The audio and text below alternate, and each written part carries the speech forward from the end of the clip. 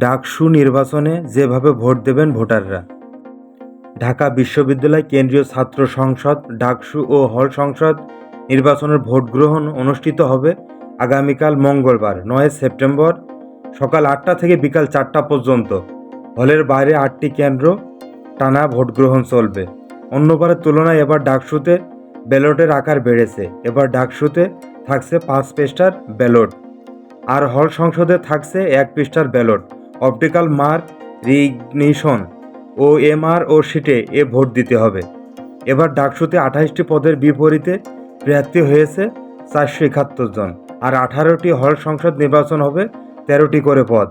হল সংসদের 234টি পদের বিপরীতে প্রার্থী হয়েছেন 1035 জন, অর্থাৎ সব মিলিয়ে এবার ভোটারদের 41টি ভোট দিতে হবে। যেভাবে ভোট দিতে হবে: 1. ভোটার নির্ধারিত সময়ে ভোট কেন্দ্রে গিয়ে পোলিং কর্মকর্তার কাছে নিজের পরিচয় নিশ্চিত করবেন। 2. প্রথম বর্ষের শিক্ষার্থীরা লাইব্রেরি কার্ড বা পেইন স্লিপ দেখাবেন। অন্য বর্ষের শিক্ষার্থীরা হল আইডি কার্ড, বিশ্ববিদ্যালয় আইডি কার্ড অথবা লাইব্রেরি কার্ড ব্যবহার করে পরিচয় দেবেন। 3.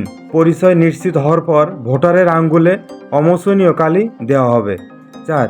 ভোটার তালিকায় নিজের নামের পাশে স্বাক্ষর করার পর পোলিং কর্তা তাকে ভোটার নাম্বার জানাবে।